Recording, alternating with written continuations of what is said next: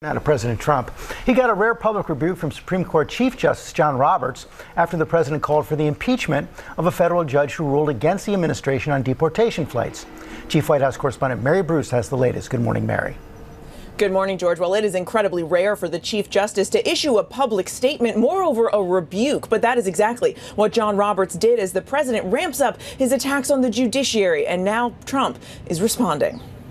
This morning, a rare rebuke from Chief Justice John Roberts as President Trump escalates his fight with the judiciary, calling for the impeachment of the judge who tried to block the swift deportation of hundreds of Venezuelan migrants, a directive the judge says the Trump administration ignored. In a statement, Roberts saying for more than 2 centuries it has been established that impeachment is not an appropriate response to disagreement concerning a judicial decision. The normal appellate review process exists for that purpose. Trump is doubling down on his criticism of Judge James Boasberg questioning his authority, saying if a president doesn't have the right to throw murderers and other criminals out of our country, then our country is in very big trouble and destined to fail. We had a judge, I would call him a rogue judge. You can call him whatever you want. I know nothing about him. I heard about this very late in the process, and I said, that's a strange order. What Judge Boasberg actually said was that the administration had not provided enough information explaining why it was invoking a rarely used law, the Alien Enemies Act of 1798, to deport the Venezuelan migrants, who the White House says are violent gang members with little to no due process. The judge had verbally ordered the planes containing the more than 200 men returned to the U.S. immediately, but the planes did not turn around. The men instead were flown to El Salvador and transferred to a high-security prison. The White House says federal law enforcement is confident of the threat posed by those deported, but has disclosed little information about how they were identified as gang members. House Speaker Mike Johnson, he made some pretty aggressive comments yesterday floating the idea of eliminating federal courts. Let's play some of that. We do have authority over the federal courts, as you know. We can eliminate an entire district court. We have power funding over the courts and all these other things. But desperate times call for desperate measures, and Congress is going to act. So stay tuned for that. So, Julie, what are Republicans actually exploring here as they try to push their agenda past these judges and courts? Yeah, House Speaker Mike Johnson threatening with the power of the purse. Of course, Congress does control the federal spending. They can, in theory, shutter an entire district court. But what's more likely to happen here is that the House will take up a series of bills, including Darrell Issas, who is a congressman from California, who essentially wants to neutralize or limit the power that district judges have over injunctions, meaning pausing any executive orders that come down from the Trump administration, of which there have been many over the last 2 months. Those pauses and stays as the courts review those actions further. The thing is, Elon Musk and some in the party want them to do more. He, remember, threw money behind members of Congress who floated impeaching these judges. That's probably not going to happen, but obviously Republicans want to be caught trying. Okay, the New Republic, Mike Johnson, has terrifying threats for courts that rule against Trump. Okay? Note this. House Speaker Mike Johnson threatened Tuesday to outright eliminate district courts where judges rule against Donald Trump. During a press conference, Johnson discussed how Congress was working through a natural tension between the branches of government as courts across the nation have issued injunctions blocking a series of the Trump administration's questionable actions. Most recently, Trump and several members of his administration have attacked U.S. District Judge James Boasberg, who on Monday refused to lift his injunction, block administration's expedited deportations under the Alien Enemies Act.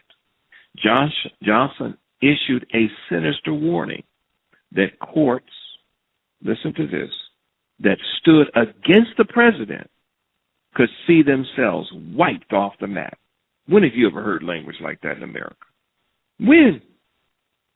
And see, this is the whole problem with us. We worried about shopping. We worried about vacation. We worried about our children. We worried about this. Folks, do you realize what kind of game changer this is? And because he's Speaker of the House, and because he is of the same party as the majority of the people before him, and he's of the same party as the administration, do you think he can create a real strong case and even firestorm for this process? Listen to this. Listen to this. Quote, We do have authority over the federal courts. As you know, we can eliminate an entire district court. We have power of funding over the courts and all these other things, Johnson said. But desperate times call for desperate measures, and Congress is going to act. Article 3 of the Constitution governs the appointment, tenure, and payment of Supreme Court justices and federal circuit and district judges. These judges, often referred to as Article 3 judges, are nominated by the President and confirmed by the U.S. Senate. Article 3 states that these judges hold their office during good behavior, which means they have a lifetime appointment except under very limited circumstances.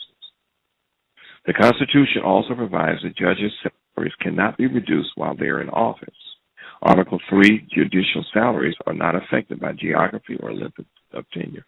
Okay, so let's open the line for the attorney. So this idea that Johnson floated today, is he blowing smoke, or is this something that Congress can actually take on? The short answer is yes.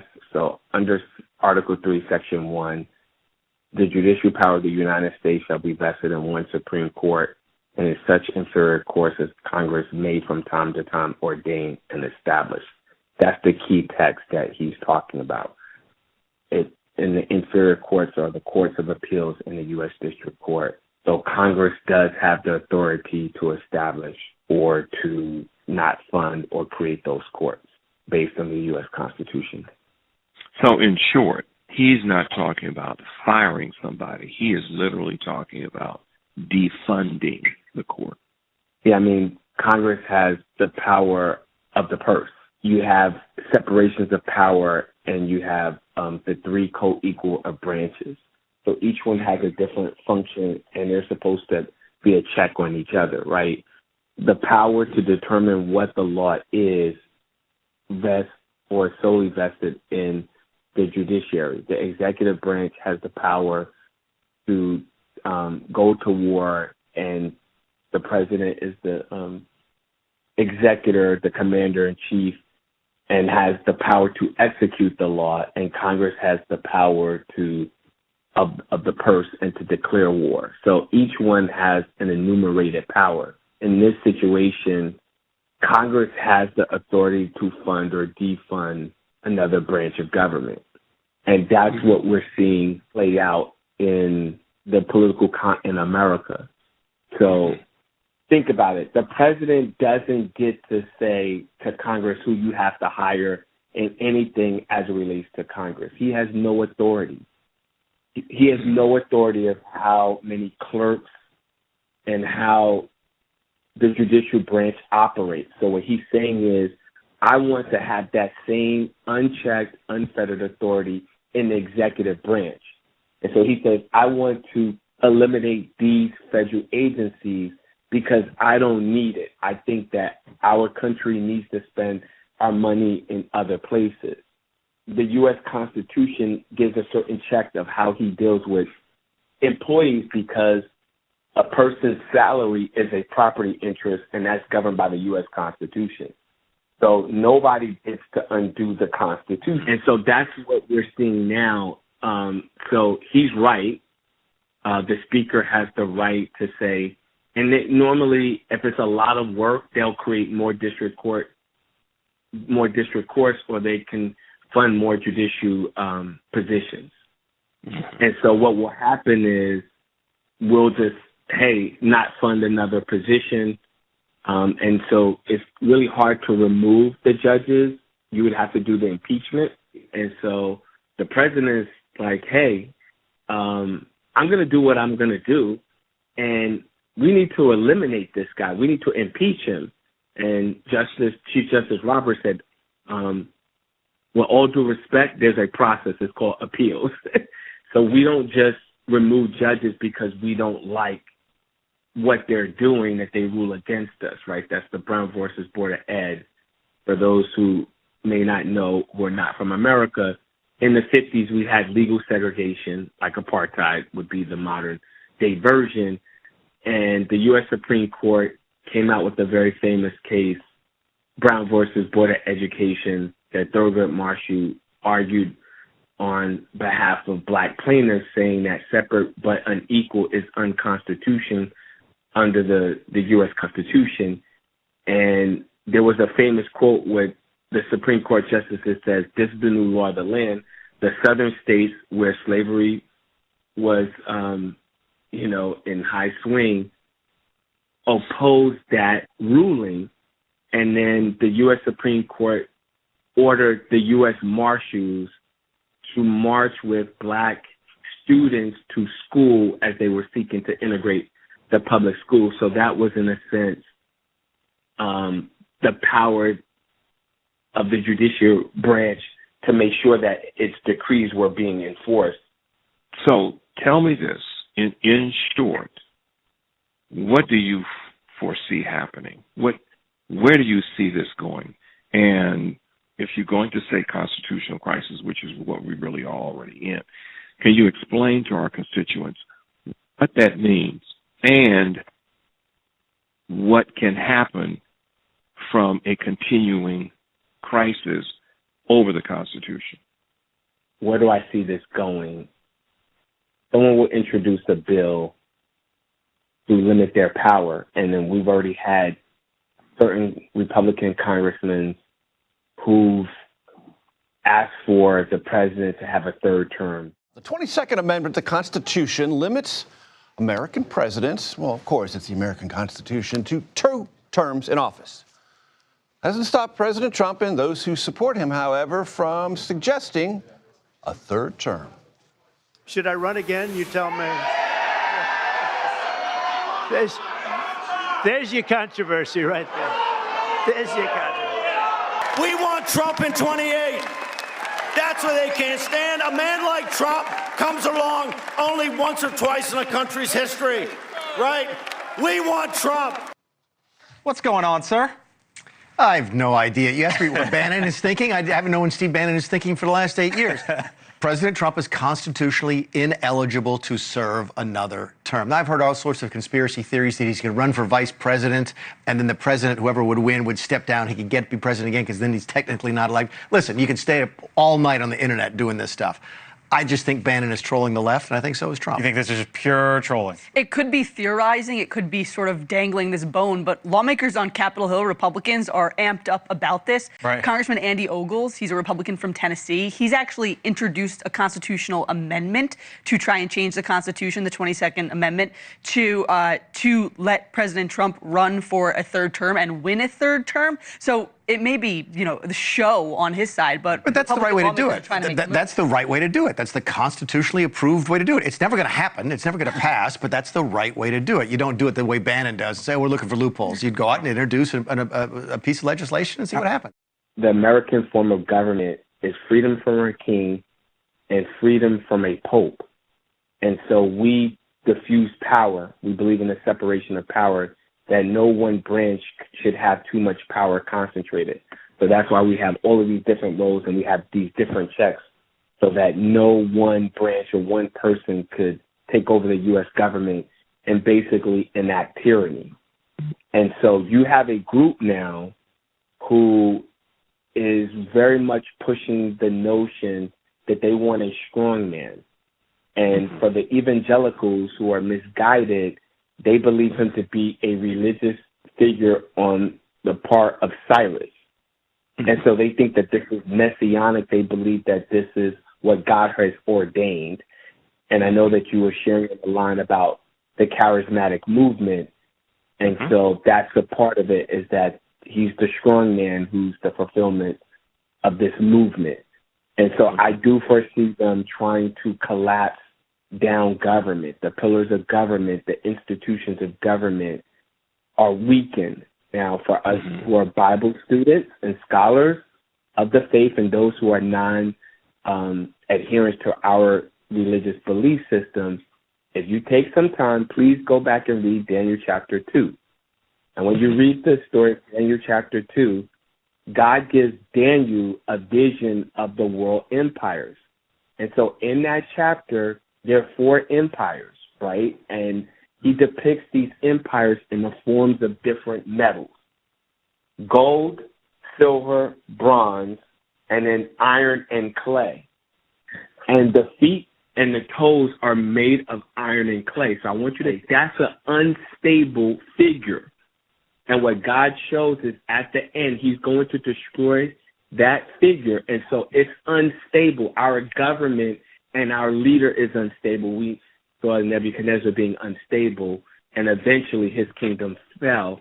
And that's where we are. So what they're doing is destabilizing the U.S. government. When you have a U.S. president who leads an armed insurrection against his government, you think of third world or developing nations.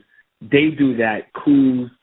That's not the American way. We already shared on one of our prior calls that I shared that democracy goes toward tyranny, and that's what you're seeing. And tyranny is when you have a small group or individual who takes power and concentrates to the detriment of those adherents.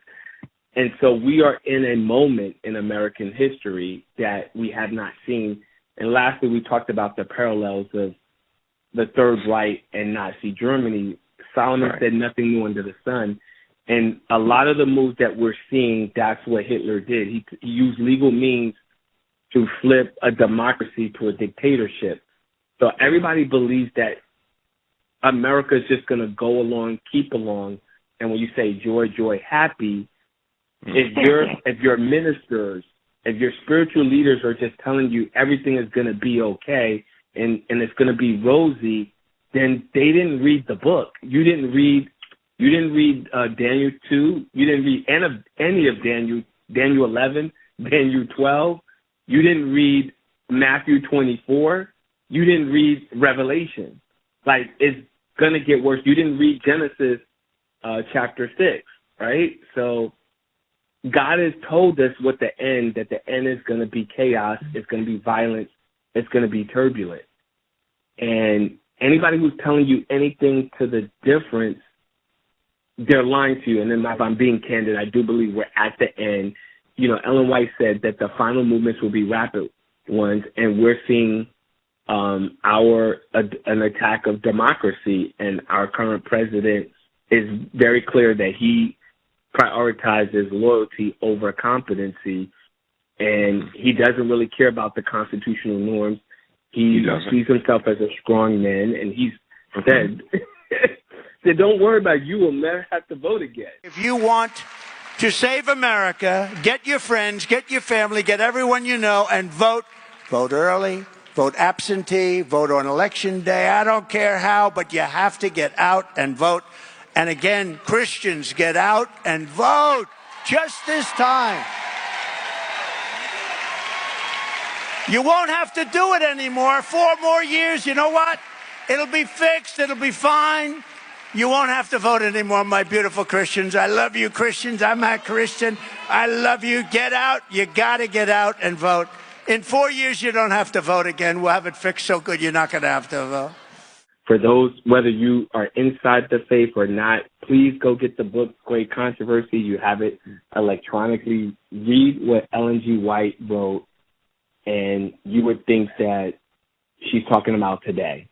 And she wrote that book in the 1800s.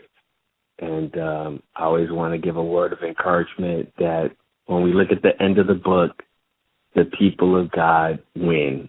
So, and he's promised us trials and tribulations before he returns.